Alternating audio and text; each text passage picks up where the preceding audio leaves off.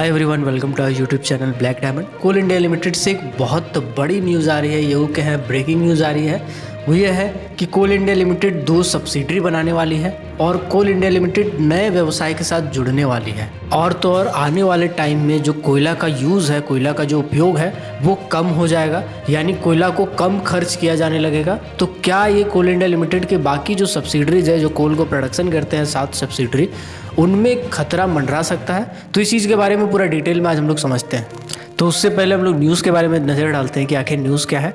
तो कोयला प्रोडक्शन करने वाली जो सार्वजनिक उपक्रम की कंपनी है, यानी सेंट्रल गवर्नमेंट की जो कंपनी है, जो कि एक PSU है यानी पब्लिक सेक्टर यूनिट है, अंडरटेकिंग कंपनी है, वो अब व्यवसाय विविधीकरण की ओर चल पड़ रहा है। यानी अपना जो व्यवसाय है उसमें कुछ और भी डिफरेंट व्यवसाय को ऐड करने वाली है। अब कोयले के साथ साथ कोल इंडिया अक्षय ऊर्जा, solar power generation, aluminium smelting, ये सब काम करने वाली है। कोल इंडिया के जो बोर्ड है, बोर्ड मेंबर, उन्होंने इसके लिए 96,000 करोड़ यानी कि 96,000 करोड़ रुपया का राशि को निवेश करने पर मुहर लगा दी है, ऑफिशियल मुहर लगा दी गई है। कंपनी ने नए व्यवसाय के लिए 2 अलग अलग कंपनी का गठन करने का निर्णय लिया है, यानी 2 सब्सिडरी कंपनी का गठन का निर्णय लिया है।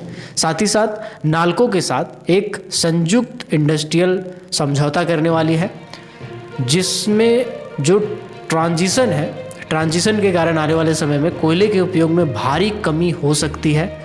यानी कोयला जितना अभी प्रोडक्शन किया जा रहा है उसमें काफ़ी भारी कमी हो सकती है आने वाले जनरेशन के हिसाब से, यानी जो आबादी बढ़ेगी, पॉपुलेशन बढ़ेगी, उसके हिसाब से मैं बात कर रहा हूँ, मैं आंकड़े के हिसाब से बात नहीं कर रहा हूँ।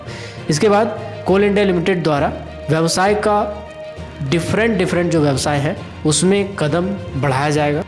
और इसको लेके जो यूनियन नेता है, बहुत सारे यूनियन नेताओं ने इस स्वागत का फैसला किया है। उसमें साथ ही साथ कुछ सुझाव भी दिया है, कुछ रिक्वेस्ट भी किया है कि ये सब चीज़ें अगर बदल दी जाए, सजेशंस दिए हैं तो काफ़ी बेहतरीन हो सकता है। जैसे अगर मैं बात करूं, ऑल इंडिया कोल वर्कर्स फेडरेशन यानी कि सिट्टू के जो महासचिव हैं श्री DD रामानंदन जी, उन्होंने ये कहा है कि कोल इंडिया के इस फैसले का स्वागत योग्य कदम बताया और ये भी कहा है कि दुनिया में जस्ट ट्रांजिशन के तहत एनर्जी ट्रांजिशन शुरू हो चुका है। इस निर्णय से कंपनी की वित्तीय स्थिति मजबूत होगी। कोल इंडिया कोयला क्षेत्र में उन इलाकों में निवेश करे, नया व्यवसाय करे जिन क्षेत्रों में खदानें बंद हो चुकी हैं, न कि गुजरात में। अब मैं बात करता हूं कि कोल इंडिया लिमिटेड का आखिर क्या इंडस्ट्रियल स्ट्रेटजी है, कि कौन कौन सी इंडस्ट्री में ये कदम रखने वाली है। तो सबसे पहले जितने भी डॉक्यूमेंट्स अवेलेबल है उन सभी का सर्वे करने के बाद ये पता चलता है कि सबसे पहले कोल इंडिया सरफेस कोल गैसिफिकेशन के तहत काम करेगी। यानी सरफेस पे कोयला का जो गैस है उसको निकाल लिया जाएगा, यानी जो उसमें गर्म गैस है यानी मीथेन गैस है, फायर डैम्प है, उसको निकाल लिया जाएगा। नेचुरल गैस यानी कंप्रेस्ड नेचुरल गैस हो उसको निकाल लिया जाएगा। तो इसके तहत डाकुनी कोल कॉम्प्लेक्स यानी DCC में 5,882 करोड़ और साथ ही साथ ECL, CCL, WCL और SECL में, जो कि कोल इंडिया लिमिटेड के 4 सब्सिडरी कंपनी है, उनमें 27,301 करोड़ रुपया इन्वेस्ट करने वाली है मिथनॉल का प्रोडक्शन करने के लिए। ये काफ़ी बड़ा फैसला लिया गया है कोल इंडिया लिमिटेड से, 27,301 करोड़ निवेश करना सिर्फ मिथनॉल निकालने के लिए और 5,882 करोड़ इन्वेस्ट करना कोल गैसिफिकेशन के लिए।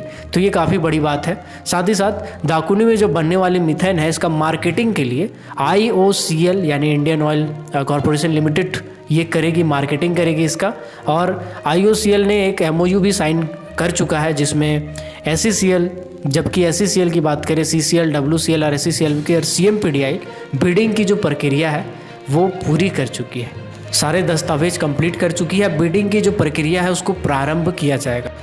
तो अब मैं अगर सेकेंड उद्योग की बात करूं, पहला तो मैंने बता दिया गैसिफिकेशन, कोल गैसिफिकेशन पे काम करेगी और मिथनॉल का प्रोडक्शन पे काम करेगी।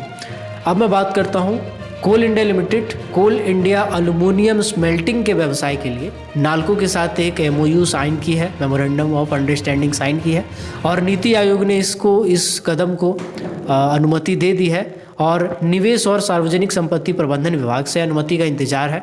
आपको बता दें कि इसके लिए जो राशि खर्च की जा रही है कोल इंडिया की तरफ से वो 22,012 करोड़ की राशि है और एल्युमिनियम स्मेल्टिंग के लिए एक अन्य व्यवसाय में 28,180 करोड़ का निवेश कर झारखंड में और उड़ीसा में ये सब इंडस्ट्रीज़ लगाए जाएंगे तो झारखंड और उड़ीसा में आने वाले टाइम में आपको एल्युमिनियम के स्मेल्टिंग से रिलेटेड प्लांट्स दिखेंगे। और इसके लिए कोयला मंत्रालय, नीति आयोग, झारखंड, छत्तीसगढ़, इन सभी जगह से हरी झंडी मिल चुकी है, इन जगह से परमिशंस मिल चुकी है।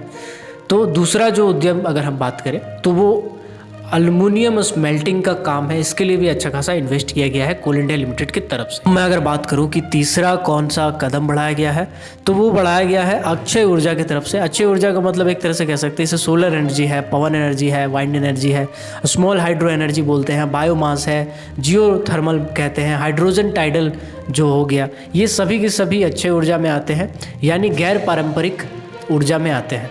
तो कोल इंडिया लिमिटेड इस क्षेत्र में भी निवेश करने वाली है और इसके लिए स्पेशल एक सब्सिडरी कंपनी भी बनाई है जिसका उन्होंने नाम रखा है CIL नवीकरणीय ऊर्जा लिमिटेड। ये एक कंपनी का नाम रखा गया कोल इंडिया लिमिटेड का। तो ये एक सब्सिडरी कंपनी होगी जिसमें बेसिकली जो गैर पारंपरिक टाइप के होंगे, सोलर एनर्जी हो गया, वाइंड एनर्जी, स्मॉल हाइड्रो, ये सब एनर्जी प्रोड्यूस किए जाएंगे। और इसके लिए गुजरात ऊर्जा विकास निगम लिमिटेड के द्वारा एक बोली भी, इसमें बोली के माध्यम से 100 मेगावाट सोलर एनर्जी की बात करें, सौर ऊर्जा की बात करें तो उसके लिए टेंडर डाला जा चुका है।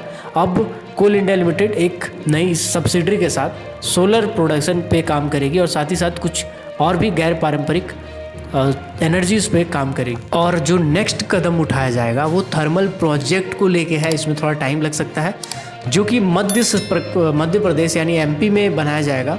तो इसके लिए मध्य प्रदेश सरकार का जो Madhya Pradesh power generating corporation limited है, इसके साथ भागीदारी करेगी कोल इंडिया लिमिटेड और 660 मेगावाट का एक पावर प्लांट लगाएगी, जो कि चचाई नाम का एक जगह है MP में, उस जगह पे स्थापित किया जाएगा, जिसमें कुल मिलाकर के कोल इंडिया लिमिटेड 4666 करोड़ रुपया खर्च करेगी इस प्रोजेक्ट के बारे में।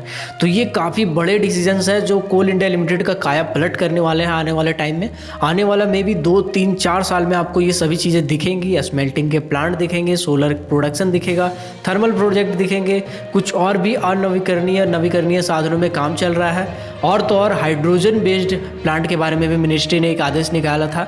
तो अब देखते हैं कि ये सभी काम कितना पूरा हो पाएगा। लेकिन एक चीज़ तो श्योर है, श्योर है कि आने वाले टाइम में कोयला का उतना उपयोग नहीं किया जाएगा जितना आज के दौर में किया जा रहा है। लेकिन चूंकि जैसे जैसे जनसंख्या बढ़ रही है वैसे वैसे कोयला का जो उपयोग है वो भी बढ़ता जाएगा, कोयला का प्रोडक्शन भी बढ़ता जाएगा, प्रोडक्शन भी किया जाएगा। लेकिन जिस कंपेयर में अभी किया जा रहा है उस रेशियो में पहले नहीं किया जाएगा, क्योंकि आने वाले टाइम में थर्मल प्रोजेक्ट हैं, सोलर एनर्जी है, टाइडल एनर्जी है, ये सभी उन ज़रूरतों को पूरा कर सकता है। क्योंकि एक छोटा मोटा भी ये प्रोजेक्ट नहीं है कि 4600 करोड़ रुपया, 22,000 करोड़ रुपया, 28,000 करोड़ रुपया, ये कोई मामूली रकम नहीं है, ये कोई बहुत बड़ा अमाउंट है। और इस अमाउंट से बड़े बड़े कंपनी इस्टेब्लिश्ड किए जा सकते हैं।